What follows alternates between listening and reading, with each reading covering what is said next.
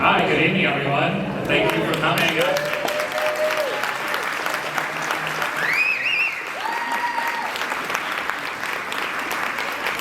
so happy that we have a great turnout tonight, and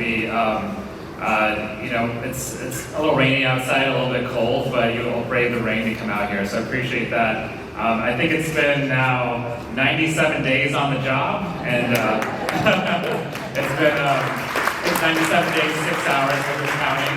But I'm really happy to be here. There's a lot going on, and I'm mostly here to hear from you. But I thought I would just kind of talk about what's going on in the other Washington, the other little Washington where I work. But today we had a couple of votes that I think are worth talking about. One was that we had a vote on the budget, but basically the instructions on how we're going to spend money over the next few years. And in particular, what happened was the budget that was passed in the House will essentially cut funding for a lot of programs that I think are really important to our community. One is SNAP. I think quite a few kids here depend on SNAP. Another one is veterans benefits. I think there's quite a few veterans in this community, and then Medicaid, which is affects a lot of people as well. And we don't know exactly how they're going to cut those programs yet, but this is sort of broad instructions to cut certain programs by a certain amount, and we're going to find out as we move forward exactly how it's going to happen. But as part of this also, I think this is leading up to what people call the Trump tax cuts from 2018, finding a way to review them. And so you can make the connection that we're basically making cuts to Medicaid, but we're not actually paying down the deficit. We're actually just increasing the debt for future generations through these tax cuts. And so that's what happened today. And then we also had a few other bills this week. One that I think is worth talking about, the SAVE Act. And I think this is for anyone who got married and changed their last name. It's problematic. It makes your life a little harder. But basically, it requires verification for voting, but it's in a way that's very obstructive and not very necessary, because we actually did a huge study and audit on the elections in Virginia alone, and found that there are very few cases of actual voter fraud. And so I think this is just making it harder to vote. I don't know who is making it harder to vote for at this point, but that's what happened today alone. And then you may have seen this week the tariffs, and there's a couple of things that are problematic for me when it comes to tariffs, which is one, these tariffs are terrible for our economy. Forget about the stock market, although it's hard to forget about the stock market. A lot of our retirement accounts and a lot of our savings are in the stock market. But yes, it's bad for the stock market, but it actually makes it harder for other countries and really people in general to want to invest in the United States. The whole point of the tariffs was to build manufacturing in the United States, make the United States more powerful in that regard, more self-sufficient, but it actually ends up undermining the very thing it's trying to create. And one of the assumptions was that by doing tariffs, we're going to actually help lower interest rates, improve the bond market, and get all these countries to want to build their plants, and all these companies build their plants and facilities in the United States. And what's happened is the exact opposite. And that's one of the reasons why the Trump administration actually rescinded the tariffs, because they realized that what they're trying to do had the opposite effect. And the second thing is, in the meantime, I think they made the decision to do it on Sunday, and then they announced it a couple days later. Meantime, all this trading happened. All of a sudden, you saw all these people close to Trump buying up stocks, and sure enough, all those stocks go up, right?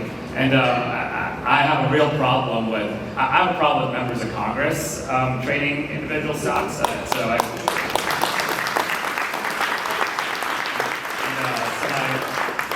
My wife was not happy, but I sold all of my stocks the day before I was sworn in, and I've made the pledge to not trade individual stocks while I'm in Congress. They're not even applying customers. But you can actually, the people who do that, you can actually see. And so a date I want you to circle on your calendars, May 15th, because that's the day that that members of Congress are supposed to declare their stocks and that they traded. And so I'm just very curious to see who traded in the last couple of days this week too. But and who in the administration as well. I've joined my colleagues in sending a letter to the administration asking who actually traded stocks during those 2 or 3 day period. But this is kind of a pattern that really troubles me, is taking from communities and enriching people close to the president and the richest of corporations at our expense. I feel like that's the gist of what's happening. If you fired, so there's some federal workers here, not as many as in counties closer to DC, but we have some federal civil servants here, and certainly some military. And people talk to me about DOGE, and I'm talking about it. But if you fired every single federal civil servant today, your savings is only about a small fraction of our budget. And in fact, many of the people you'd be firing are people who actually save us a lot of money in the long run. And so, we look at this, and the actions don't match the goals, and the actions don't match the rhetoric.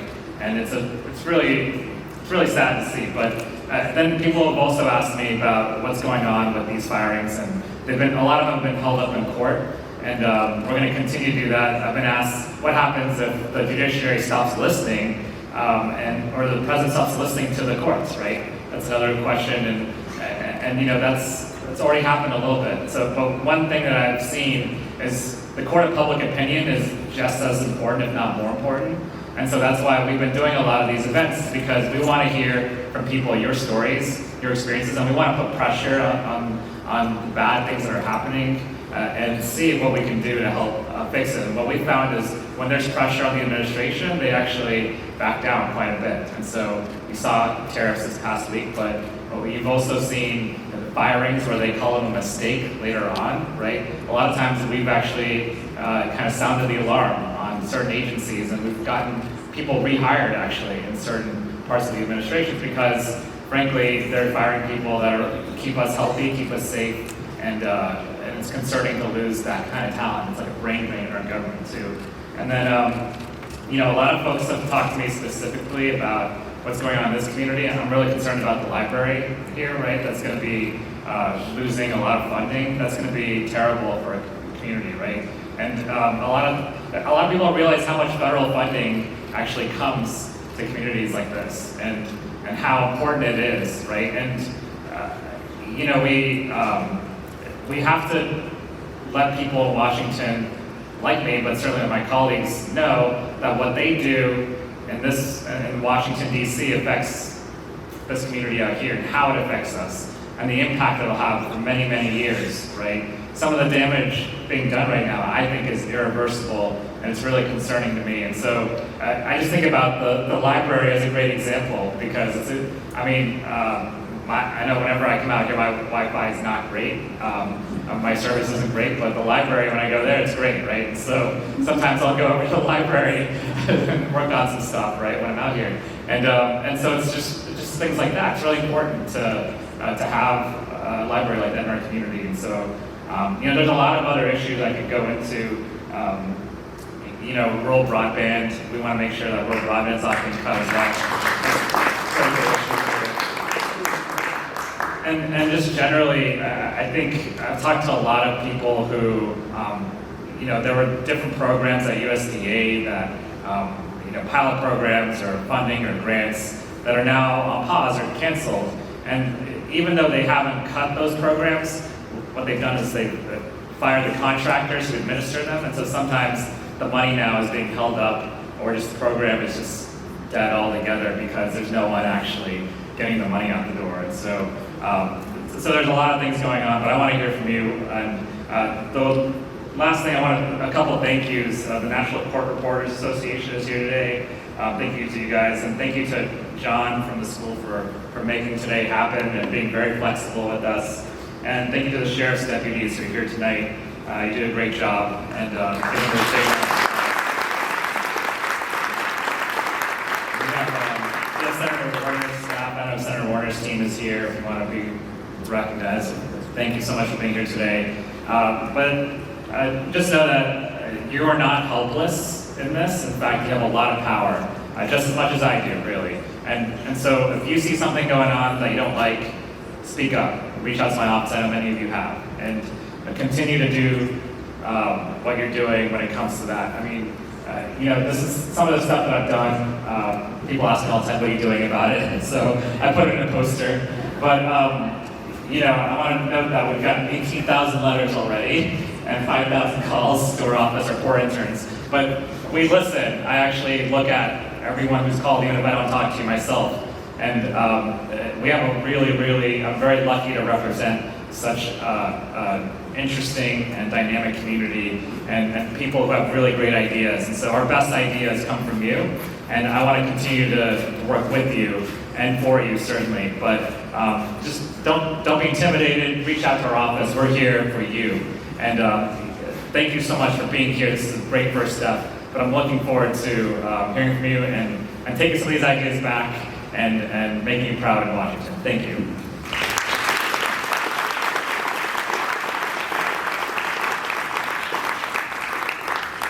So with that, feel free to step up to the mic and go ahead. If you don't mind coming up to the mic, we've got some folks online as well.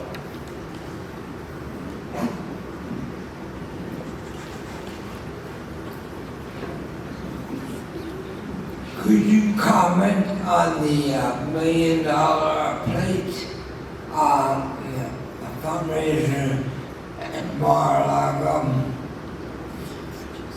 That Trump recently had a fundraiser a meeting with an international group, and they charged $1 million a plate. Who gets that money?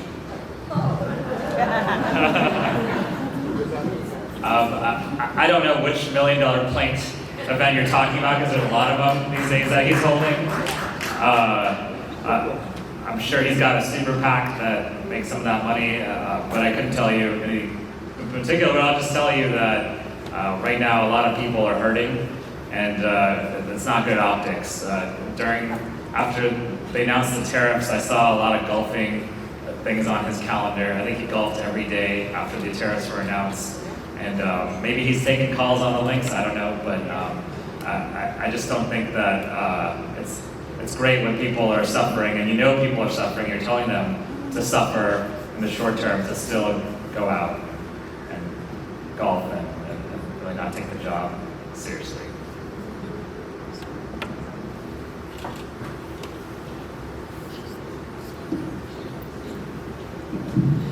I first want to say quickly, you have a great office staff, an incredible office staff. Your letters, and even the letters back when we write to you sound like somebody out there read them. It's incredible. I can't believe what you're doing there. This morning, I called and asked, someone had said, gee, you voted against the SAVE Act. And I said, that doesn't make any sense. And I called the office and I asked if that were true. And within a few hours, I had to leave it on the answering machine. And in a few hours, I had an answer back from your staff member who said, oh, no, he didn't, and he won't. He didn't vote. He did not vote for the SAVE Act. He was against it. So I just am so grateful to you for you and your whole operation. And when we were here at the library, when your staff was here, she said, I've never worked with anybody so energetic. And I've been doing this for 17 years. The other question I had is that where we live right now, we are lucky. We have you, Senator Kane, and our other great senator, and we write you letters, but we already know if we don't write the letter, you're going to pretty much do what we hope you'll do. Is there any way we can influence the Republicans if we're not in your district? That's the question. Yeah, so on the first one, I appreciate you. Yeah, we try to pride ourselves on being responsive, regardless of whether you agree with me, frankly. And I also would love to know how I can, instead of you having to come to me, how I can come to you. So to the extent there's events going on, please let our office know. I can't make all of them, but I've got bedtime, I've got little kids, but I'll try to be to as many as possible. And if there's any sort of media that you listen to, whether it's a podcast or TV or anything, please let me know. Our press team will try to pitch them, and I'll try to go on those shows as well. Again, it doesn't have to be a left-leaning, it doesn't matter left-leaning or right-leaning, I'll go on any show. So we appreciate it. We try to come to you as well, so you haven't come to us, but I appreciate you coming to us. And the second part, certainly if you have friends in other communities where their member of Congress isn't serving them well, they can certainly speak up as well. And they can write their member of Congress. Not all offices answer their phone, is what I've learned. I didn't know that. And not all offices respond to emails either. So it can be a little tricky sometimes, but I think every member of Congress and senator does public events from time to time. That's probably a good way to catch them as well.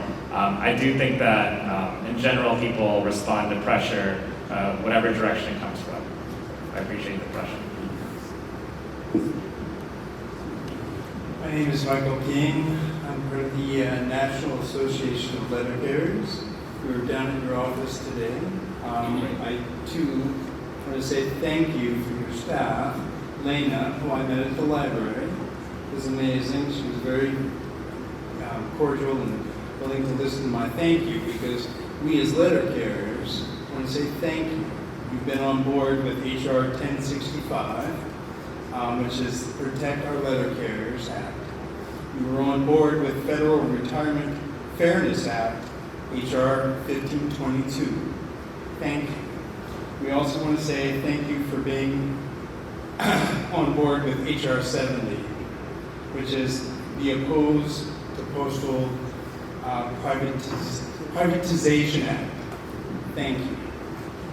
Again, we were down there, we saw you rush out right as we were ending our conversation, and then my wife and I, were willing to watch you speak later that evening on stuff.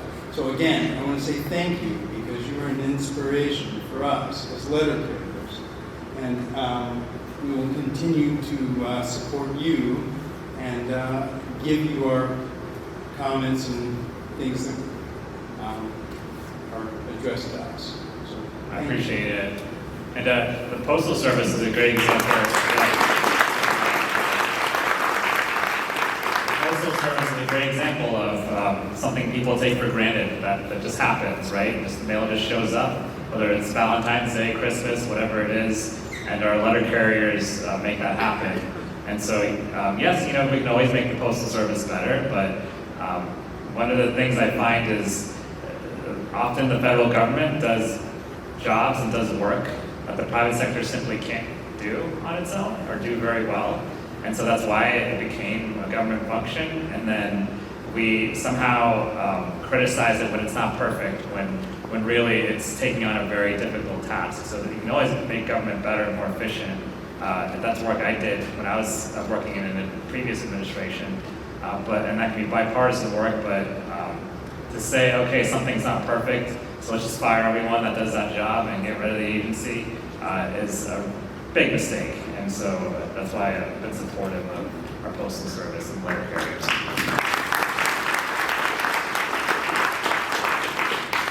Hello, thank you for being here. I'm Denise Chandler. Just speak closer to the mic, yeah. Thank you. Yes, I said I'm Denise Chandler. I want to thank you for being here. For the past 10 years, I served as the chairman of the electric board in Park County. Speak closer to the mic, yeah. For the past 10 years, I was chairman of the electoral board in our county. And prior to that, I was an election official for 10 years previously. We have never, ever, ever had a problem with counting votes. Everything has always been secure, accurate, and I would like to take my hat off to all the election officials that have served so selflessly. I would like to ask you what you may know about any kind of redistricting, and I would like you to please assure us that one person, one vote, not one person, no vote, because a lot of people are losing their ability to be able to vote when they should be able to vote. That's number one. Number two, what do you think, and I know what you think, what do you think about the president wanting to have a $92 million parade for his birthday when he takes away all of these wonderful programs, and yet he can find money to spend on himself and glorify himself.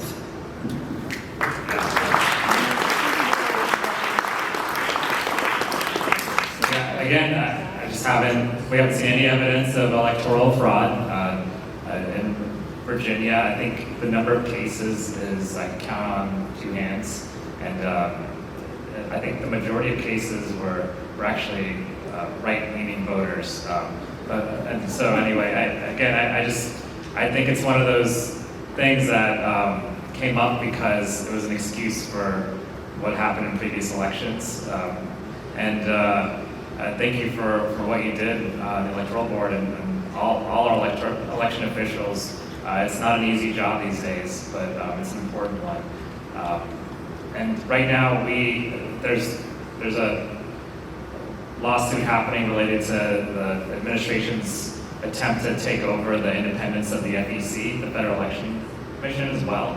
And so we have to keep an eye on that as well. We want to make sure we have free and fair elections in this country, and so we have to continue to ensure that.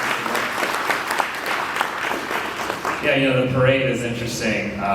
It's in the line of a lot of other things that I've been seeing. So we have a bill to actually rename Dulles Airport Trump Airport. We have a bill to put Trump's face on Mount Rushmore. We have a bill to make his birthday a federal holiday. And those are real bills, and they actually have co-sponsors and everything, right? And so I've got one person clapping. So some people may like that, but I just see it as a vanity project that's completely unnecessary and not a good use of taxpayer money. So I'll leave it at that. Thank you. Hi, I'm Virginia Watson, and I have a question about an area I can't find any information on, which is our park, the Shenandoah National Park. I know that he fired a lot of park rangers, and I know how that impacts the park itself. And I was curious if you know anything that's happened with Shenandoah National Park. Yeah, I believe there is a lawsuit about that as well as part of the class action suit. I also joined my colleagues in sending a letter to the administration trying to get some answers on why they would do that and what the purpose of it was, and basically to ask them to rescind that. And so we're kind of in a holding pattern on both of those things, but it's a huge issue. I don't know why they did that. It's not like a waste, fraud, and abuse thing. They actually keep the parks really well maintained. They do a lot of really good work to keep them secure as well.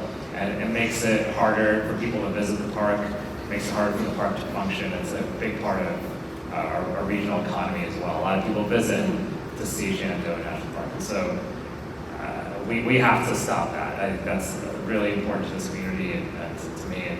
And so that's been a high priority in my office. But right now we're in a holding pattern. I'm trying to get those folks their jobs back, and so far we've been unsuccessful. Yes, I also heard that they wanted to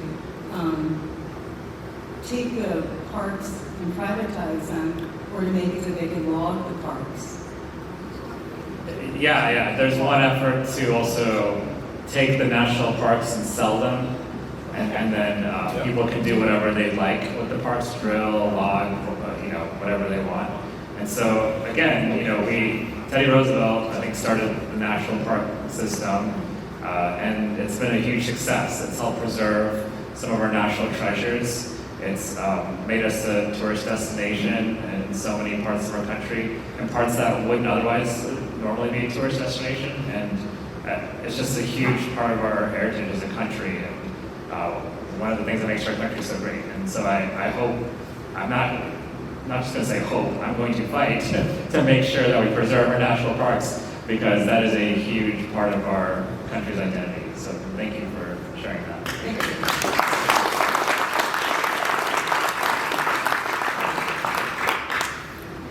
Hi, my name is Rachel Bynum, and I actually serve on the Rappahannock County School Board, so welcome to our schools.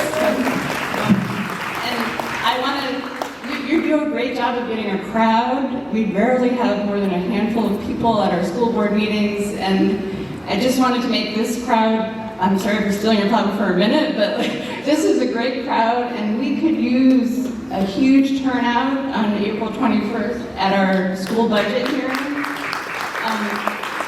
We're in a position where we have a school budget that was proposed, and it was unanimously approved by our board, and out the starting gate, unfortunately, because there's lots of fiscal pressures in Rappahannock County, and our supervisors are very attentive to trying to keep our taxes as low as they can. However, out of the starting gate with our supervisor's budget, we have a deficit of $560,251 under what our budget of need was proposed. And I would love if we could get a lot of people to come. I cannot personally be there because I'll be away, but it's just, this school is the driver of the future of our county and our state and our country. And we have done a great job we have a great superintendent who has done a good job of getting a lot of federal grant money, which is actually a lot of the nice things that you see here are through federal funds, and we've been successful at securing grants. I'm wondering, I have two questions for you. One is a small rural school. I know you're from Loudon, which is a whole different demographic. We're a small rural school with very high wealth as well as a lot of poverty as well. And I'm wondering how if you have ideas in the long term, how the federal government might help us. We have an 80% LCI, which means we pay 80 cents on the dollar for local funding of our schools. And also I wonder what, short term, my sense is that if no one else besides us is going to pay for the shortfall we see in the short term, and I'm wondering what your views are on how we can inspire people, I guess, to really stand up right now as well as thinking in the long term. Yeah, those are all really good questions. Thank you for what you're doing on the school board. I'm going to be honest, the federal government cuts, including the ones I was talking about today, are going to really hurt. So it may be worse than what you're looking at. So just be prepared for the worst. That's what I'm telling every local school board and every local county is be prepared for the worst right now, because that's where we're headed. As far as what you're talking about, we do have to find ways. I mean, our schools are critical to our community, right? And you talk about like the future, right? Like what's going to happen 10, 20 years down the line. We're not thinking enough 10 or 20 years down the line right now. We're thinking every 2 to 4 years right now. And so we have to make this a priority. Education is one of the best investments we can make in our community, and so that's what everyone needs to learn, and we need to make sure that message is out there everywhere. We have a real problem at the state level with our funding formulas that needs to be fixed as well, and so we need to have state legislators that are willing to fix that, and I'll leave that there. I'm certainly one of them who tried to change or help fix. A school like this has a lot of kids who benefit from federal programs, and a lot of kids who benefit from Medicaid as well. And that is going to really hurt if we cut those programs. And that's why I'm trying to tell the stories of folks in our community to my colleagues in Congress on both sides of the aisle, and why it's so important that we continue some of that funding. It is a great investment, a great ROI. Even if you don't care about your neighbors, care about your own wallet, if we cut Medicaid, right, it's going to raise everyone's premiums, including the people not on Medicaid. It's going to raise the cost of healthcare. It's going to make healthcare harder, even if you're not on Medicaid. So even if you don't care about your neighbors on Medicaid, at least care about yourself and vote in your own self-interest, because this is not good for anyone in our country. So I appreciate all you're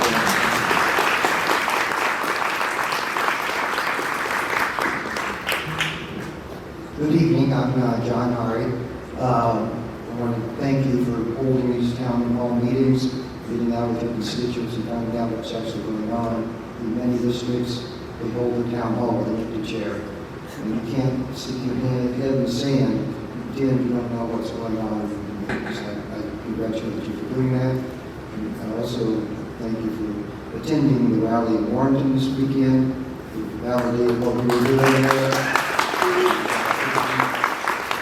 I think you're going to see a lot more of that as people find out what's really going on in Washington and stand up. And I think it's going to make your job easier, maybe, as the public rises up. I'm a Vietnam War veteran. I wanted to go to Vietnam because I thought we were stopping the spread of communism. Little did I think that 53 years later, we would be fighting for our own democracy in the United States. A concept that just never occurred to me at that point in time. And it is a fight. It's not with M14s and howitzers. This is people demonstrating, Congressmen doing what they can for us. We appreciate what you're doing. My wife and I retired a couple of years ago. We had a couple of people who came in and asked us, well, how's retirement going? Well, it was going pretty well. But when Trump enacted all of these senseless tariffs and started a trade war with the whole world, yesterday our stocks went down quite a bit.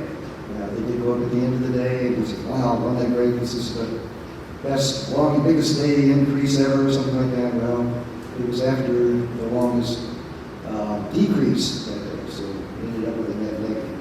But anyways, broadcast what's going on. Let's see what.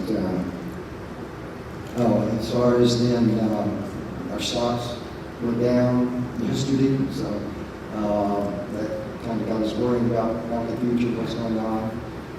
We said, well, we've got Social Security. Both worked until our 70s. I paid into Social Security probably close to 60 years. So we're going to have that. And Speaker Johnson said, we're not doing anything with Social Security. It's going to be there. And it may be there, but it's getting harder and harder to deal with Social Security. Yeah. Understand they're closing phone banks, closing offices, so it's hard for people to get there.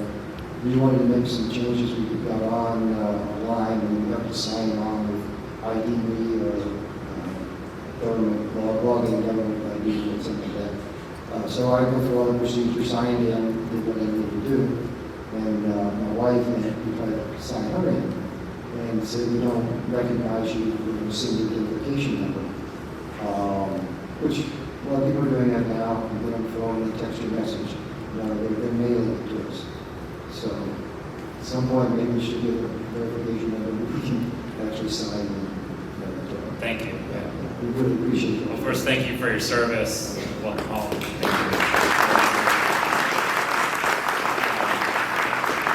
Social Security, I want to make a quick point. What's happening on Social Security is sneaky. So they're not cutting Social Security on paper, but what they're doing is they're firing half the people who administer Social Security, and then they're saying that you have to come in person to make appointments. There's a problem. And then because there's not enough people in the offices, or in some cases offices are being completely getting rid of offices, they're essentially getting us to a place where Social Security is not going to work very well, so they can justify cutting that, right? It's too popular right now, and so I think that's the long-term end game. But right now, what they're doing is cutting half the people who administer it and making it hard by making people make in-person appointments. We got lots of stories about cancellations of appointments, people not being able to get appointments. And if you have an issue with your Social Security benefits, please reach out to our office. We're doing the best that we can. We have a great one in Manassas. I think that's the closest one that I know of. But we got one here. Okay. But we have to make sure we protect Social Security, Medicaid, Medicare is another one. These are programs that are on the chopping block right now. And but the way they're doing Social Security, let's not believe what they're saying on that, because they're cutting it through a backdoor way. So anyway, thank you for your comments. Go ahead. So I'm here to talk about small businesses. During COVID, we got through. Not everybody did, but we did, because there was support from the government in offices that helped small businesses. I don't think that's going to happen now with the tariffs. My company works with computer repair. The margins are tight for hardware already. We had to raise the pay for employees so they can afford to live in Fauquier County and work for us. I'm worried about the margins. How much can we afford to pass on? It comes from China, Taiwan, Japan. A lot of our parts and hardware goes through a middleman. They raise their prices accordingly, and then it comes to us, and we have to raise the price too. And how much can you afford to raise prices without losing your customers, especially in a year like this where they're having to buy a lot of new computers to deal with Windows 11 and things like that? Will we be able to afford to continue to refurbish computers for charity and for some school students and some in need? And we have a small stock we keep for those kinds of things. Will we be able to continue doing that? I'm just concerned because they say, oh yes, we'll have it built in America. It takes years and years to build a factory that can make the same products with the same quality. So in the short term, there's no safety net for small businesses. And what can Congress do to at least help us through? Yeah, so there's a couple bills that I've started pushing with my colleagues to stop some of the tariffs. Congress should have the authority. I think we gave away some of it actually through the CR bill, unfortunately. And so the administration also is saying that this is a national emergency right now, using its emergency powers to do these tariffs. And so one of the bills that I'm pushing is to take that tariff power away during national emergencies. You can do sanctions still in a national emergency, but you shouldn't be able to, there's no reason to do tariffs during a national emergency. I don't understand the justification for that. But aside from that, I've heard from so many businesses, I feel like these tariffs hurt small businesses the most because it makes life unpredictable, and you're going month to month in a lot of cases. And so it's really concerning, and this is what I've been trying to say in the halls of Congress, is the people that are going to be hurt the most are the small businesses and the family-owned businesses and the businesses that want to hire people, that want to grow, right? That want to invest in their communities, that give back to their communities. And the other thing on manufacturing is this is actually dissuading companies from coming to the U.S., right? This is actually making it harder for them to manufacture in the U.S. And so I've talked to a lot of multinational companies who are saying we're thinking about divesting completely from the U.S. now, and we didn't think that was ever possible. But what we're going to do is set up a situation where anything made in the U.S. Is going to have a reciprocal tariff on the other side that costs a lot of money. That's going to really hurt us, right? So the tariffs are a bad idea, and they have the opposite effect even a week in, right? And so that's why they paused them, and I think we can't count on this administration to continue to pause them, though.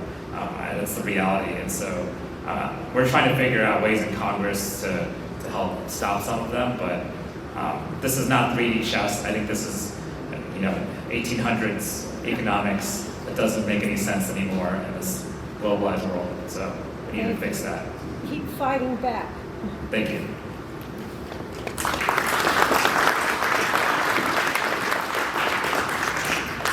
Hi, I'm Patty Hardy, and I want to thank you again for coming here to do this. It's really wonderful to be face-to-face with one of our representatives.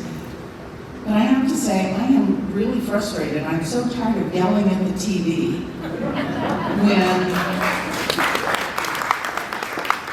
when DOGE is going and cutting federal employees, and there is a process for that. And where's the Democratic congressional and Senate leaders? Where's the passion about this? We know that Trump rolls over when he's really faced with, he's a bully when people stand up to him. So where are the people demanding that the process be followed? You can't just fire federal employees. You can't just cut organizations. You can't just cut bills, money the way he's doing it. And yet, I don't, all right, I see this stuff, the actions that you've done, but I want to see the passion. I want to see the Democrats come up and say, no, you cannot do this.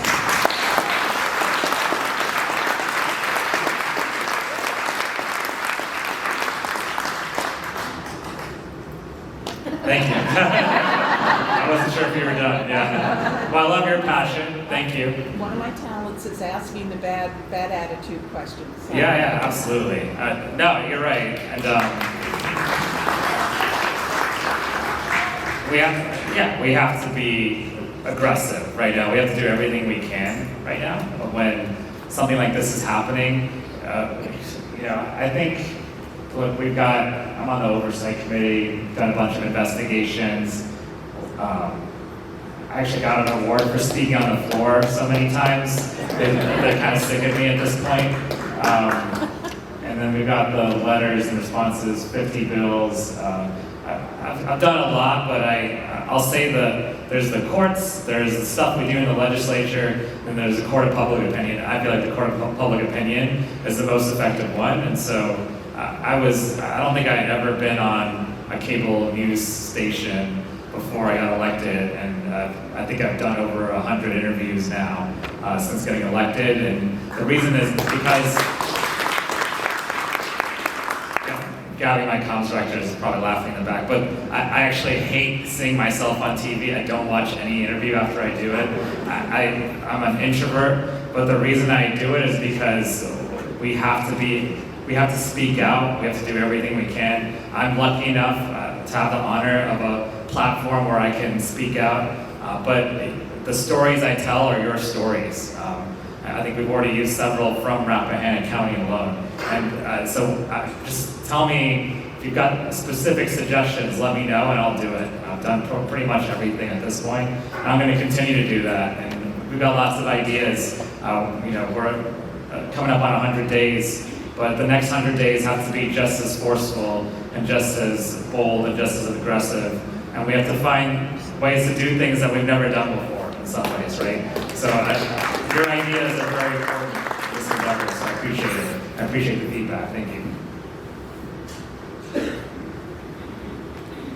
Thanks so much for being here. I just sort of want to reiterate what you said about doing all that we can and take advantage of having this captive audience. I really appreciate you being here. I want to encourage everybody who's in this office, in the audience, to press our local elected leaders, to press our state leaders, our state elected officials who may not be on the same side of the aisle as our representative here tonight, but we need all of them to support the same issues that we're standing up here to talk about tonight.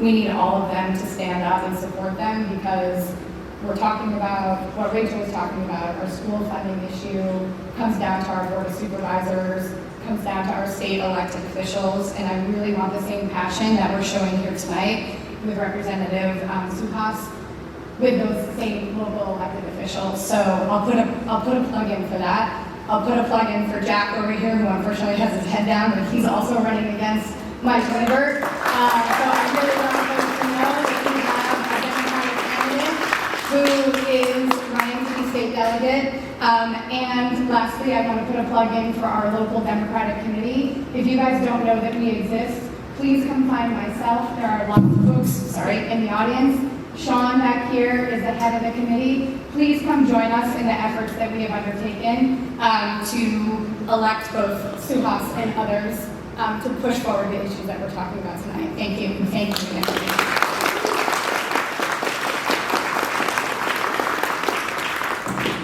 Hello, I'm Paige Flank, and I'm glad to be here. And I want to tell everyone that if you will come to Sperry Fest on April 26th, he's going to be a duck catcher. He's going to get in the mighty Thornton River and catch rubber ducks. So please join us for that, and thank you for doing that. But I'm here to talk about nonprofits. I work in the domestic violence arena, and I'm concerned about what this budget is that you didn't, but the House passed today. Where can we go find what has happened to the FIPS, the Family Violence Prevention Services Act, and our child abuse prevention money, and all the money that goes to help support nonprofits? Our food banks have been decimated by what has happened, and we can't buy food from our local farmers. what can we do as a community to help support? We need nonprofits in this county, and we need them in the United States. And so what should we do besides supporting you? And where can we go find the information to see where the funding that got recommended to go to the Senate is? Yeah, if you just reach out to our office, we'll try to find specifically where that funding is and let you know one way or another whether it's been cut, whether it's been affected at all. We had a lot of people reach out about specific programs, and we find that they thought it was cut and then it wasn't, or the opposite, unfortunately. And so it's good to just lean on us, and we'll be there to answer any questions you have. And then certainly, if it's being cut, then it's something that I'm going to try to highlight when I'm out there in public or wherever I am. And certainly I go on the House floor all the time and tell stories like this, and because I don't care. This is not about the blue team being the red team. This is not about.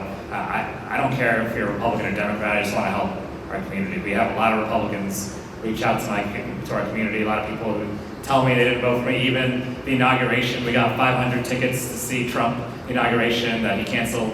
But we reached out to Republicans in our community and gave them out, right? They reached out to us, and we made sure everyone got tickets that they wanted, and they weren't able to use it, unfortunately. But we're here to help regardless, and certainly any sort of program that you're worried about, let us know. We want to help, but it's unfortunate. So the programs that we need the most are often being cut, and it makes me feel like the people who are doing this don't know what they're doing. That's incompetence in my mind, and that's what really frustrates me. So thank you for sharing that.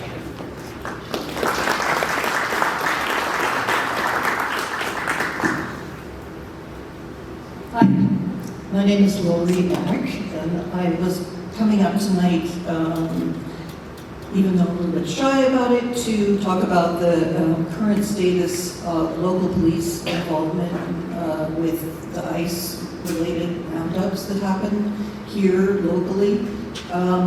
Earlier you were talking about, and you mentioned, I think, the sheriffs and the other folks who helped to set everything up and make it, easy for us all to get here, park, and get in. But I would like to know, and actually I should know, but I want you to tell me what is the kind of current status of that. I know the governor has tried to say that the local law enforcement should be involved, and I want to know what your thoughts are, and also what you think that we can do as citizens. So first that, and then once you answer that, I have another question. What's the other question? Go ahead. The other question is, I don't know, I've been, so Patty was yelling at the television. I've been thinking, why can't there be, 6 through 10 other senators or congresspeople who join us in the fight against having our democracy taken away, and feeling like, oh my God, they're, all this weird stuff that's happening. Of course, they're going to, there have to be some of them. And I wondered, without mentioning names, if you could tell us, are you hopeful or not so hopeful that you might be able to create sort of a wall, a common wall, and a backbone campaign where people join. Backbone campaign like that. On the first one, there's a program called 270G. Long story short, is it's ICE cooperation with local law enforcement. Local law enforcement almost deputized to be ICE. And so, unfortunately, that just launched in Loudoun County. My bigger concern is, I have a lot of concerns on what's happening in immigration right now, but to round up people and not try to verify whether they're citizens or whether they are here legally, and then to send them to El Salvador and in a prison that we know is terrible, and then for them to not be able to state their case in front of a judge, I think is horrible. I think that is outrageous, and one of the things that's underreported right now. Some good news is that there's one Maryland man who had kids picked up from a shopping center, and because he had tattoos, and was taken. They said they was part of a Venezuelan gang. They took him to El Salvador, and I think he's actually, a judge ordered him back, and he's coming back for his hearing at least. And So the Supreme Court just upheld bringing yeah, the it Supreme back. Court just upheld bringing the order to bring him back. Whether he comes back is a different story. Part of the reason they're sending them to El Salvador is because then, we don't have jurisdiction anymore, right? Like, it's sort of plausible deniability in some ways. So I think that's terrible, and I think, I can get into our nation of immigrants, and we need to do comprehensive immigration reform. But at a very, very basic level, we shouldn't just be picking people up and then, saying that they're here illegally without any sort of hearing and deporting them. There were two cases that really bothered me. One was in my district of Manassas, where they picked up someone, they surrounded someone's truck, and they said, "Oh, you're here illegally," and the guy was here legally. In fact, he was a Trump voter, actually, and so he was detained and then released eventually, but he didn't have all his ID on him, telling people, even if you're a citizen, try to make sure you have your ID on you, right, during these times. Then there's been instances of college students, regardless of whether you agree with them, they shouldn't be detained for what they've said, right? And so,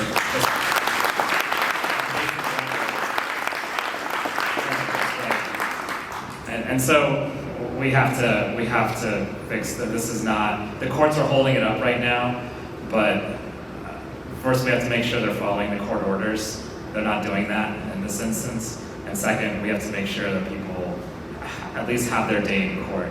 If you're here illegally, you committed a terrible crime, you still deserve to be presented with the evidence as to why you're being deported at a basic level. So I hope that that's not partisan, and I hope that we can get some bipartisan consensus around some of the basic things when it comes to civil liberties. Thank you.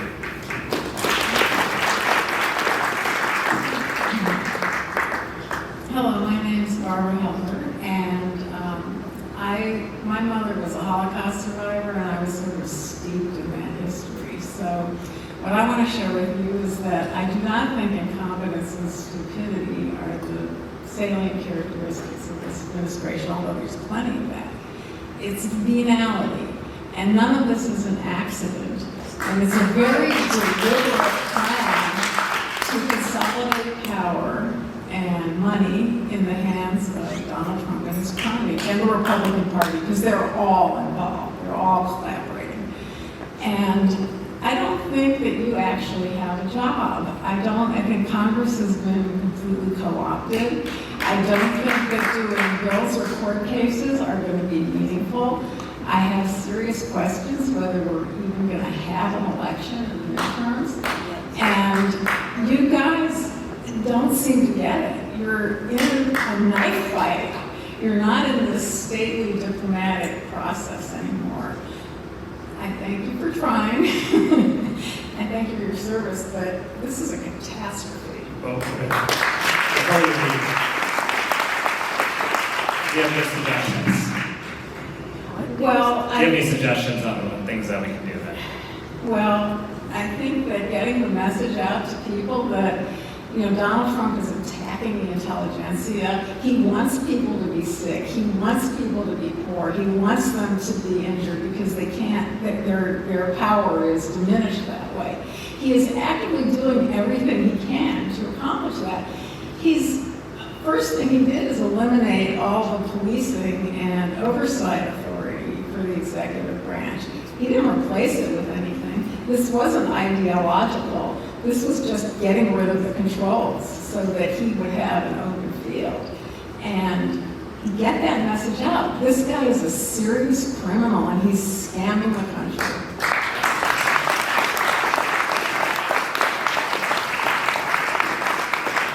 Hi, my name is Susan Hartford, and I'm Fauquier County. So I know you're up against a fire hose of stuff, and we can hear it here today, and I am really grateful for you and your staff and what you have been doing, and that you're in the media. You're one of the rare ones who's really going out there. So I think that's one of the things that you're willing to even go to some of the red podcasts or whatever is really important. I'm dependent upon my 401ks. That's gonna be my future, and I'm really worried about that. And I'm really worried about the volatility. And I also think it's been criminal. I am not a cynic, really, by nature, but I think I'm becoming one. And I wonder, and I feel like our legal system is failing us, as let Trump and his cronies get away with murder, so to speak, on so many things.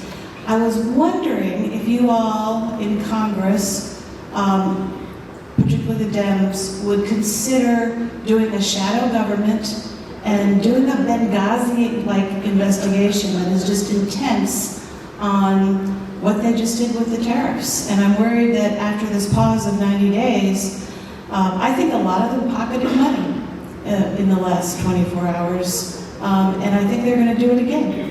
But I think if we had a really intense investigation, it could really help. And that's one thing to really rally people around. So that's my thought. Yeah, that's we've I think had 3 or 4 shadow hearings. I'm on the oversight committee. The chair is James Comer, Jim Comer. So he doesn't want to invite administration officials because he's worried that we would question them on what's going on. So he ironically invites the Heritage Foundation quite a bit to come testify instead. What we've done is try to have our own investigations, own hearings, and we're going to continue to do that. But It's a good suggestion. Go ahead. Can you do it kind of, maybe even if you have to? If you have to, do it off-site. Just say, okay, these are our hearings. We know we won't get the hearings that we want. And just make a big deal and maybe get a couple of Dems. I don't think you have the nature, which is good in many ways, to be the designated a-hole, but I think we could use some designated a-holes in the Dem party. So thank you.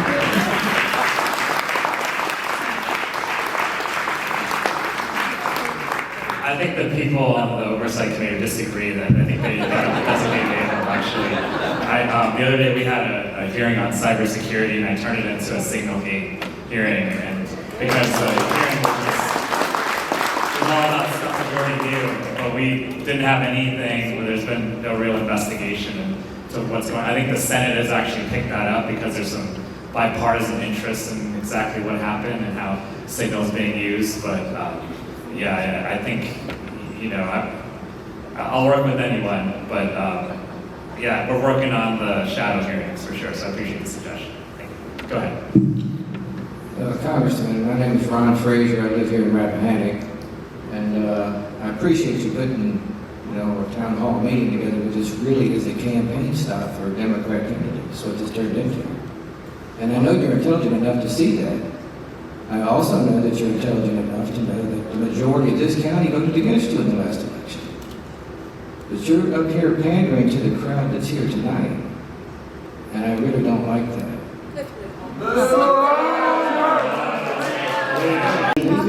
We did not. Can you stop for a second?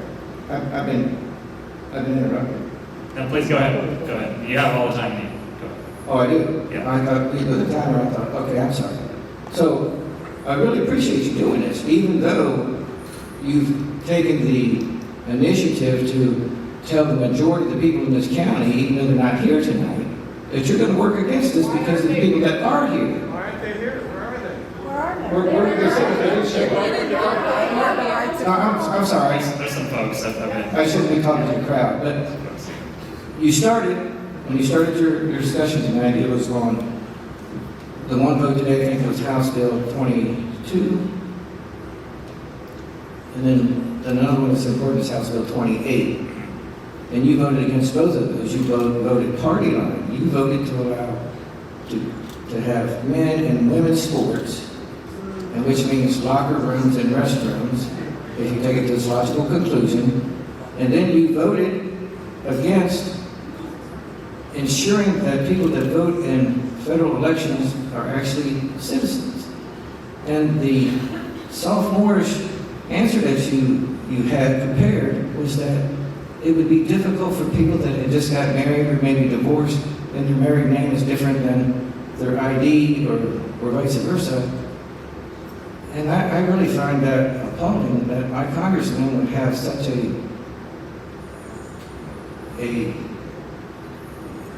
juvenile response to your vote.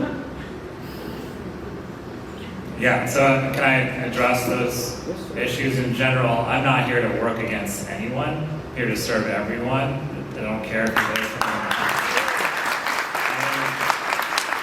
We open this to the public, anyone's invited to come. This is not a campaign rally, quite the opposite.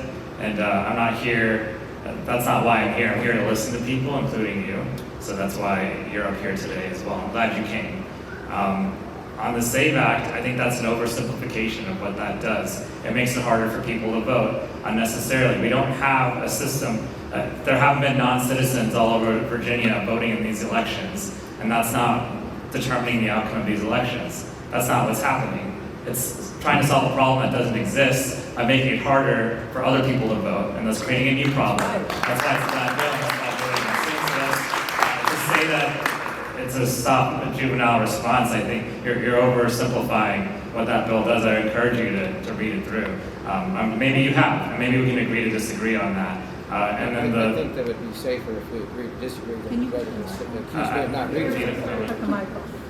But I think you oversimplified your position when you first started. The thing is, in Virginia right now, there's no ID required. I can take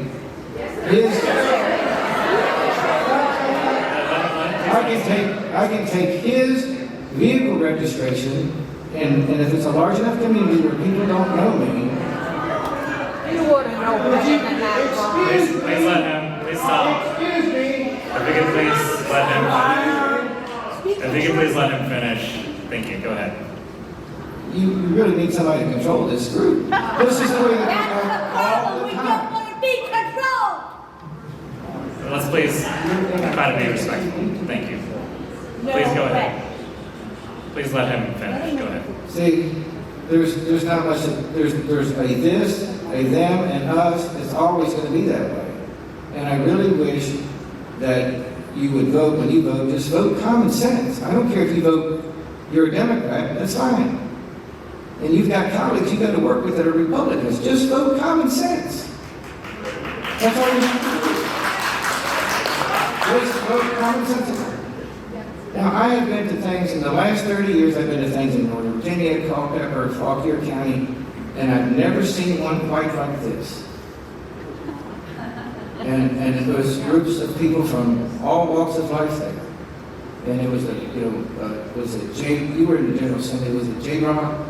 What is that one committee that studies a lot of things? J-Lark, yeah. J-Lark, okay. So I was at one of those things, and I think it was at Chantilly Area High School. But I've never seen anything quite like this. How about January 6th when you were there?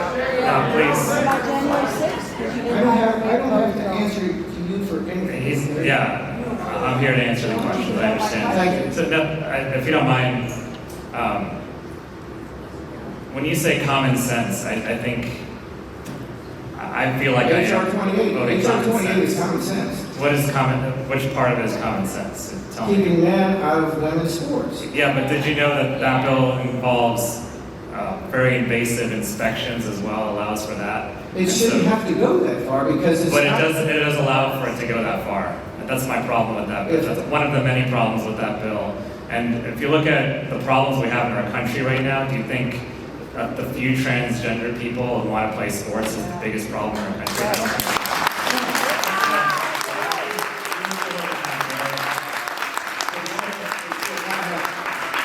That should not have required congressional action because it's just. I agree. Then why don't we have the bill in Congress? That was a bill that was put forward in Congress.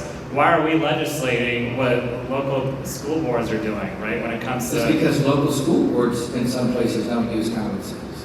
Right, but do we legislate when you think it's common sense, but don't legislate when you don't think, like, who's deciding common sense, right?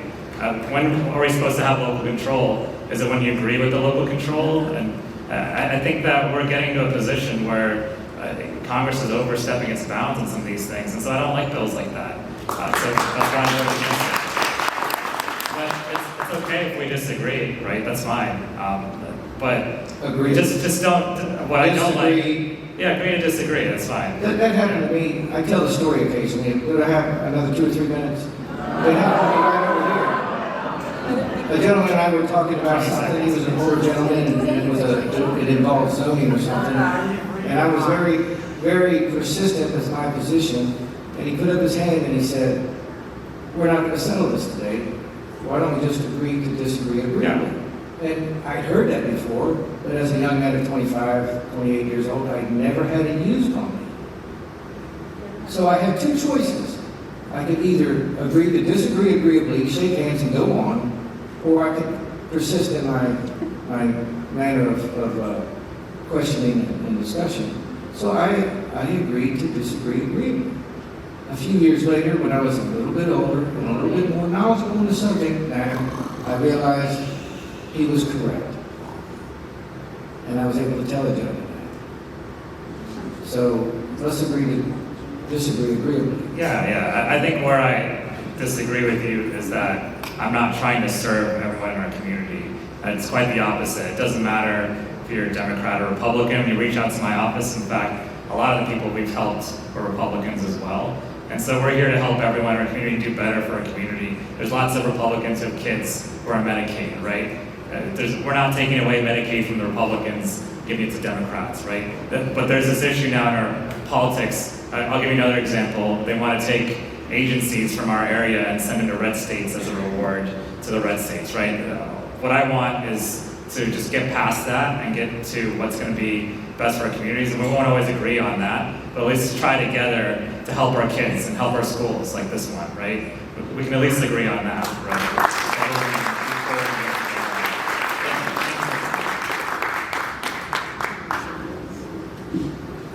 Good evening. Thank you for being here. My name is Pat Payne, and obviously you can tell I am. I got up here to ask you about, to make a statement first of all. I have been totally dismayed by the volatility in the stock market, and I do believe that number 47 and his minions have been jerking the market. A lot of us have our savings and our 401ks and our IRAs. I think he's crashing the stock market because he wants people to be able, his super rich buds, to be able to buy America cheap. I think he is crashing some of our institutions like Social Security, like Medicare, like Medicaid, so that they'll say, oh, you must privatize it. It would be more efficient. Well, it hasn't been working. Social Security's not working because I fired half the people. So there's a real perverse, violent, evil logic to everything that's going on to me on the Republican side. I believe that he's going to lighten up a little bit on his tariff talk, simply because he wants his tax cut passed and give even more money to rich people so they don't even carry a fraction of the weight of the taxes. And then they'll start all over again. What can you do? What is the Democratic Party doing? What is the Virginia delegation doing to stop this tax cut bill? Which means my taxes probably go up. Yeah, no, we're going to have the bill, we're going to have the vote. I'm going to vote against it, but we're also going to have a discussion. There's going to be a discussion among the Republicans in Congress, so what they're going to do, right?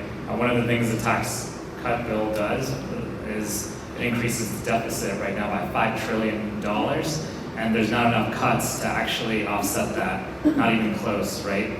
And the assumption is that there's an economic benefit. Well, in their scoring, they factor that in. So the long story short is it's mortgaging our future when we do that as well. And I think we have to get that story out, and that's what we have to do is try to see if we can rally the votes to get the bill to fail. Well, having read the paper and mainline news and actually reading things, that the pertaining bills and such. I've learned over time that when Republicans are in party, or in power rather, when Republicans are in power, the deficit doesn't count.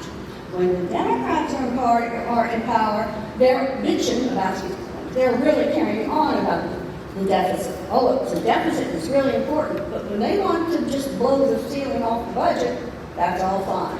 Please, I'll pray for you. I'll pray for anybody who will help put a stop to this insanity. Our democracy is in peril. Thank you. We have a $36 trillion deficit, so it's mind-blowing to me because I'm coming from the Virginia General Assembly where we have a balanced budget, actually. In fact, we have a rainy day fund, and so I hope one day we can work towards something like that, but in the meantime, it's going to take a lot of work. Hi, I'm Leo Cooper from Leesburg, Virginia. Greatly appreciate you and your staff being here. I have a comment and a suggestion. So the comment is, and you probably know this, where a lot of folks in this room do not know this, is that the amount of cuts that will be occurring to the federal workers will be far beyond significant. Devastating will be the word. There are RIF processes. Someone asked about what are they going through the process, and yes, they are. They are very much going through the process. The RIFs are going to be coming out here only in a 30 to 60 day. Again, I'm not totally in the know, but just from my experience, what I'm seeing inside the agencies is that they will be significant, and they will be happening within the next 30, 60 days, and there will be devastation to a lot of federal agencies, is the comment. The suggestion that you have is on the communication. So I think, again, your staff does a wonderful job of communication, so thank you all for being here and having these comments. I know that in the last town hall, there was a young lady that suggested about doing podcasts and working with you on podcasts. I think that's a wonderful idea, that if anyone's on social media, that's a wonderful thing to go ahead and look at partnering with you, to go ahead and put out podcasts. I think controlling the conversation, I'll have to applaud for what I saw out of Bernie Sanders and AOC for their town hall, that they have gone around doing those. I think, again, it's wonderful just to go ahead and see other members of Congress getting out. And I would encourage that as much as the suggestions to go ahead and do that, partnering with the other folks that are able to get the message out as much as possible. One of the things, just even for the comments about breaking bread, I'll have to go and say I watch Bill Maher quite frequently for those that know that he's a kind of a liberal commentator, and he just recently had dinner with Trump, good, bad, or indifferent. But the idea of reaching out and having those sort of conversations that are very visible. So we're looking at having, whether it's social media, whether it's town halls with your other constituents, whether it's reaching out across the aisle and having conversations, having dinner together with folks that may be on the Republican side. So those are just some suggestions for helping to help with the communication across the aisles. Thank you. Appreciate that.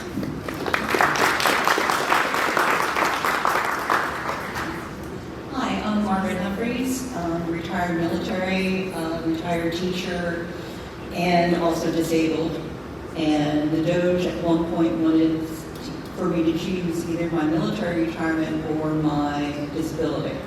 Well, those two together doesn't, and even with my future Social Security, will not come to what my ex-husband gets from Social Security and through his retirement. So I think a lot of this stuff hurts women. The Save Act hurts women. Right? And for a senator, representative, they need to start acting like Mitch McConnell, the two of them. They can tag team. I want the Republicans who blew all our Democratic presidents out of the water with playing stunts. Guys, you need to do it. And there were other people who said, you need to do that. They need to start acting like Mitch McConnell. Yeah. All right, my main thing is the Doge and Social Security, Medicare, IRS. They're in. Elon Musk said at one point prior to or at the beginning of Trump that he wanted to set up his own AI system. He is now in the Social Security, IRS, and Medicare systems. Well, what databases are better than setting up your own AI? My question is there any way, or how do we start a class action lawsuit? Because I am an IRS, I pay IRS, I'll eventually get Social Security, and I'm paid into that system. I pay Medicare almost $500 a month. I am being harmed by this person who has no clearances, who has no, who's never signed any contract, who said he was going to defend the Constitution or anything along that line, getting into my stuff and getting into all of our stuff. How can we, as just citizens, do a lawsuit or something to make people aware that this is harming us as individuals? Thank you. Yeah, thank you. There is a lawsuit, by the way, on that, and so far so good, but, and then an investigation, we've written letters, we've made a big deal out of it, and I think, like I said, the more we speak out about it, the more I think we've been effective. But again, I'm worried about the civil liberties in our country, I'm worried about our data being stolen, worried about the way, we get tracked, the way our devices track us, right? What happens to that data? Who has access to that data?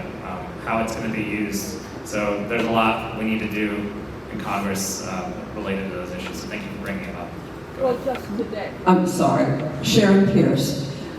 Just today, the Attorney General of the United States said to ignore judges' orders. Ignore them, because they're not elected, okay? And I want to applaud the judges for standing up, because I'm sure they're getting death threats and all sorts of things. Everything that everybody else has said, I agree with. I am appalled at what is being done to our government, checks and balances, our Constitution. I am appalled that our personal data is being accessed by an alien. I stand by that comment, okay? I want to thank you for your service. You picked a hell of a time to become a congressman, but thank you very much. And I just have one request.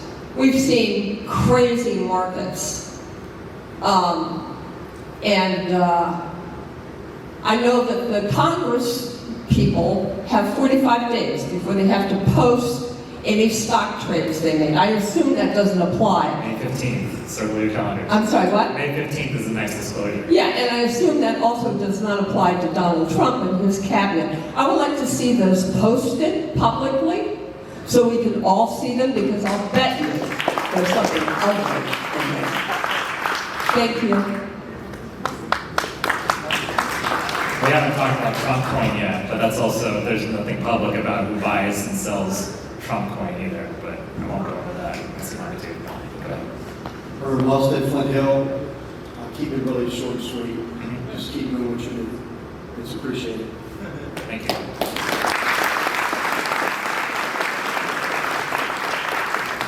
Hi, my name's Terry Dixon. I live here in Rappahannock County in the Stonewall Hawthorne District. That's what we say we go in front of the Board of Supervisors. And I appreciate you being here. It's an unusual event, and I appreciate your time. I know you had a busy day today. You were up there at the Hill, and you came out here, and it's 8:15 or 8:20 at night. So I'm a Republican, and I disagree basically with most everything you said tonight. So, but I do have a question for you, and I appreciate the district, because that's our constitutional republic. We can debate. That's how this country was formed. Taverns and churches, we debated, and that's how we came up with this great constitution that we run, theoretically, run this country on.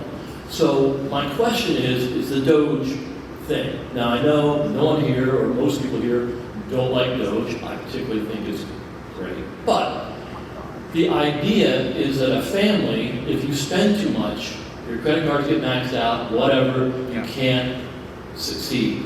Our county's going through that right now. We have to have a balanced budget. We need a courthouse. We have schools. We have all those things. They're struggling with that right now. You were a state senator, correct? I was my congressman. I know you're congressman now, but you were state senator in Yes. Virginia. They have a balanced budget. So you either have to raise taxes or cut the budget, right?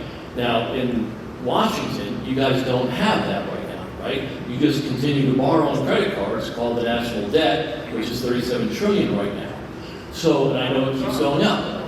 My question is, at what point, if you, let's say, Democrats took the Congress, who holds the purse strings for the country, how would you control spending? All I hear is spend, spend, spend, we need this, but I don't hear anything about how we're going to get the money to do that, because the last time I checked, a third of every dollar spent tax from us, a third is printed, and a third is borrowed. So it's not taxpayer money, 2/3 of it are made up. That's why the debt keeps going up. That's why our mortgage rates are high, because it costs more to borrow money because we're not as good a source of borrowing as we used to be. So what would be your plan to spend all that but not raise taxes? Yeah, that's a good question. Thank you. First, I think cutting tax. Can we agree that cutting the Trump tax cuts will actually make the problem worse? Because I feel like that's a big part of the problem. Is that both parties are responsible for the deficit and for the debt, right? For sure. And we had this budget vote today, and there was a Republican that voted against it. His name's Thomas Massey from Kentucky. And in the Senate, Rand Paul voted against it last time, right?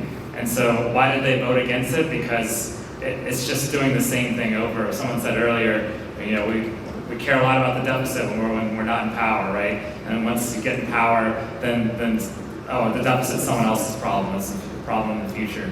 So I think we have to hold both parties accountable to trying to solve this problem. I did a lot of this work actually when I was in the federal government. The solution is not to fire the people who make the program more efficient. It's to actually look at the way we're spending it and see if we can streamline some of that spending. There's ways to actually cut this, do a real audit, like just like your family's budget is the example you gave, right? So if your family is spending over budget, right, and going into debt, you don't just cut off your student, all your education. You've never been to my house, have you? But yeah, you don't just cut all the education expenses, right, and then take your kids out of school, right? You look at, okay, is educating my kids a priority, and is this a good use of money? And okay, let's keep doing that.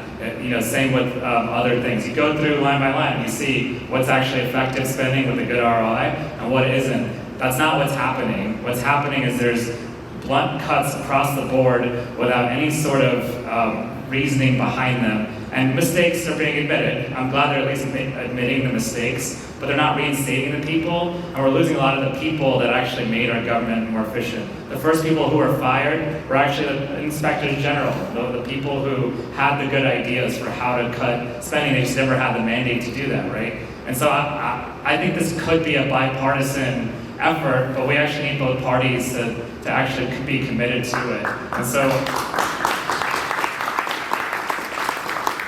I'll give you another example. I mean, our defense spending is really high for what we get out of it, right, for ROI, right? And so, but what I've heard is that they're going to increase defense spending by $1 trillion, and I don't quite know what that's going to be spent on yet. On the other hand, they want an 8% cut on personnel and other programs, so they're cutting in one hand, but then they're also increasing the budget on another hand, and so I think that's one area, for instance. Go ahead. 10 seconds. So, yeah, go ahead. So as far as raising or lowering taxes for revenue, if you look back at all the last 30 or 40 years, every time taxes were cut, revenue went up because that's how business works. The revenue goes up. But so basically, I don't agree with that, though. Well, that's not what's happened. That's not what happened. That's history. So I will say that. So my question is: so you are for raising taxes, if that's what it takes to pay the bills? If that's what it takes, so for the very richest corporations, I think they deserve to pay more in taxes. They get a lot of subsidies there. They're not going to raise income tax. On income tax, we have to look at this strategically, but I'm open to having a conversation. Right. No one's having the conversation right now, so appreciate it. Thank you.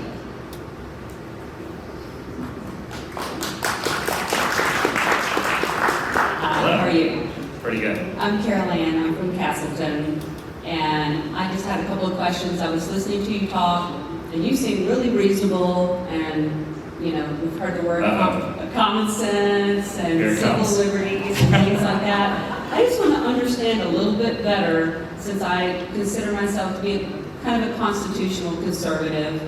How come when there was a bill such as the SAVE Act, I understand bills are lengthy, there's a lot of things that are often in them, but when you have something like that, and there was talk obviously earlier about voting in Rappahannock County. I'm also an election official, I'm an EMS chief here in the county. I agree. Here in Rappahannock County, we've got it really good. Things are good. We don't have fraud and problems like that in our elections. I would say it just doesn't happen. Or if it does, I certainly don't know about it. But there are other places in Virginia where they do have problems. And so when you have something like that, where you could say what everybody here seemed to be for, one person, one vote. Amen to that. So what is wrong with having that one person, one vote with your ID? So that when I show up to vote, they know I am who I say I am, and I'm there to vote one time. How come somebody that's interested in civil liberties and doing the right thing between, you know, both parties, how come you're not for that? I'm having trouble understanding that. So first of all, I want to tell you that I've actually talked to someone in Rappahannock County who thinks that there's voter fraud in Rappahannock County. So I'm so glad you're saying that, but that's the point, right? Which is that there's now this, we've sown the doubt, and I think it is President Trump. I'm just going to be more direct, who's sown the doubt about our elections over the past 8 years, right? Because it's very convenient to say, it wasn't me that lost, it was stolen from me, right? And so there's all this rampant voter fraud, including right here in Rappahannock County. And so we can't trust our elections. And what we really need to do is make sure people have to bring passports to vote, right? Because that's going to fix all the voter fraud in Rappahannock County. As someone who's an election official in Rappahannock County, do you think that we're going to fix the voter fraud that's in Rappahannock County with passports? Do you think that's what's going to fix it? Because what you just told me was there's no voter fraud in Rappahannock County, right? So my point is that the reason I vote against bills like that is because they're trying to solve a problem that doesn't exist, right? Well, let me ask you, you're an election official, do you think there's rampant voter fraud in Virginia? Do I think there's... Yes. Do I think there's rampant? I can't tell you if it's rampant or not. Is there any voter fraud in Virginia? Oh, I'm sure there is. How much do you think there is? I couldn't put a number on it. Okay. You might know a little bit more I than can put me. a number on it. It's very small. Yeah. Okay, so if it's small, again, what's wrong with just saying everybody has an ID? I never said everybody should bring a passport. What's wrong with just having an ID? To say you have a photo ID. What's wrong with having a photo ID? What's wrong with that? Let's get the SAVE Act is requiring a lot more than what's necessary to vote. I think what you're doing is taking away people's ability to vote with I don't see how. Because it's really it's not easy for everyone. How is it hard? Who doesn't have an ID? You have to have your driver's license to vote in the state of Virginia. No, you do not. You have to have something. You do not have to have a driver's license. You have to have a photo ID. Against having one person, one vote. So bring your ID. I don't understand why that's... What we're against is making it harder. What you end up doing is making it harder for people to vote. Why? So it's not one person. It's hard for people to get some of these IDs. But who doesn't have... I'm glad you're able to get them, but not everyone can get them.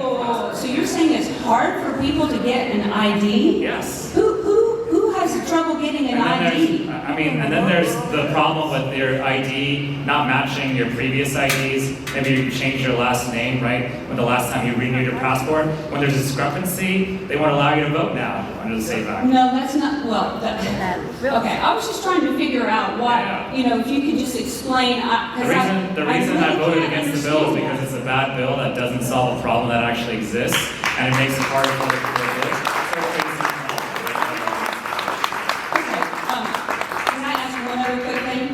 I'm sorry. Okay, so also when you talked about civil liberties, and people here in Rappahannock County are very much about that. very much about freedom and liberty. Good. And I want to know, again, this kind of goes against something that I believe you voted against. So if, and I'm not, you said you had young children. I don't know if you have boys, girls. 2 girls. 2 girls. So if there are girls that want to play sports in Rappahannock, they want to play in Fauquier County, wherever it is. I was a swimmer growing up. This new issue that's kind of come up in the last, whatever it is, 5 or 10 years, of boys that want to be on girls' sports and boys that want to be in the girls' locker rooms. If that had happened when I was a little girl, I would have been traumatized. And I don't know about your girls, but if I had been told by my school, you use that locker room, and there'll be girls in there, but there could be a boy in there as well changing at the same time. That would have been traumatic. And it would be traumatic for most girls. And I'm trying to understand, do you think that's okay if your daughter wanted to play any sports or anything like that, that she should be made to use a locker room that males could use as well? I truly can't, when we talk about common sense, to me, there's not much more that's more common sense than that. I don't know if that's what's happening. I don't know if that's what that bill is, right? I'll tell you, my daughters, I don't want their genitals inspected if they're doing well at sports to see if they're a boy or girl. Inspected? Yeah. I wouldn't want anybody inspecting anybody, but it's obvious when there's a boy or there's a girl. And I just think, I take it very personally that women's rights are really important. And women have the right to play sports with women and not compete against a male who perhaps the year before in whatever sport it is I was watching tennis the other day, a mixed tennis now, one man, one woman against another man, another woman, right? Well, that's fine if they know what the criteria is. That's fine. But I just was trying to understand. The Olympics have standards as well. They test hormone levels. We have ways of solving this without banning all trans people from ever playing sports ever. So why don't we have that conversation and not a full ban on everyone? I think that's more than Okay, thank you. Thank you. I appreciate your time. We're getting up on time. I think some people are leaving, but please, if you're in line right now, then we'll get to you, and then afterwards I'll be available as well to meet with people one-on-one and answer questions. Go ahead. Good evening. My name is Terry Sutton, and I'm a Rappahannock County resident. First, I want to thank you for your words tonight. Obviously, emotions are running high, and I really respect and appreciate the example you set for all of us when we listen to folks that are not Democrats but Republicans who are as equally passionate as we are. So I want to thank you for that and for being an example for all of us. The thing I really want to focus on is the needs of Rappahannock County. I sit on a number of nonprofit boards, and some give out money. I'm on a community foundation board, and we give out money to other nonprofits. And I'm on the board of Rappahannock, which is an organization that the main mission is to keep eligible citizens in our county, to help them stay in their homes for as long as they want, to be safe and to thrive. We also have a huge problem with healthcare access out here, and we've been working really hard to partner with local hospitals and schools to create clinics and opportunities to have health services for our county. We are relying on some grants that come through Health and Human Services, and I would just love to ask you if you can put any weight, talk to anybody over and across the sides of the aisle and say rural communities have real needs that sometimes we need government help for. We're doing our best that we can to solve all our own problems, but sometimes you need a little help. Yeah. So I would appreciate it if you could just reach out to whomever your contacts are and say, this community, particularly Rappahannock County, is trying to solve their own problems, and we just need a break. Yeah, we're on it. Absolutely. That's a great point. Thank you. Thank you.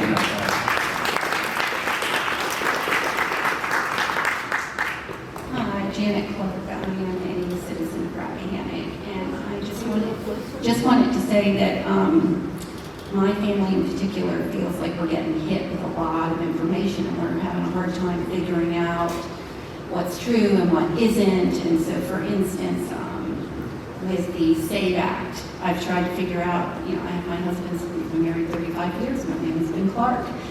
And what I read is that my name, I'd have to prove that the name changed along the way. I have to be able to go back to my birth certificate.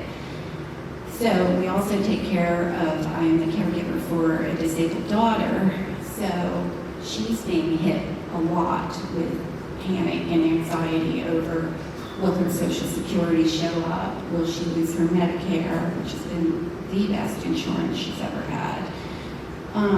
So in order to see if I can vote, I had to have my husband take off work. I called the registrar's office to see what I would need, and they said passport. I don't have a passport. I've been a caregiver for a long time. So I went and got a photo, I went and got a copy of my birth certificate at the DMV, and still have to make a passport application. But I'm not even sure if that's accurate. If I'm going to need, or is my ID enough, because I've been voting for years and I just hand my ID to Steph Ritter, is usually there at Flint Hill, and she looks it up and I'm there, and so will I need a birth certificate, a passport, my marriage license, if that passes, or just my ID? Yeah, I'll just say, I don't think it's going to pass. I don't think it has the votes in the Senate to pass, and hopefully, I think Mark Warner will be voting against it, I know. I don't, even some Republicans are going to oppose it. I think they've come out privately. I don't know if they've come out publicly yet. So I don't think it's going to have the votes to pass. But if it does pass, then let's revisit this conversation for sure. I think we'll have like an explainer for people on what are the new requirements and how we can help people navigate that, just like any other policy. Yeah, so we'll make it really clear all the things you need. But let's first see if the SAVE Act passes, and if it does, then we'll help people however we can and get you clear information on what you need. Okay, all right. All right, thank you.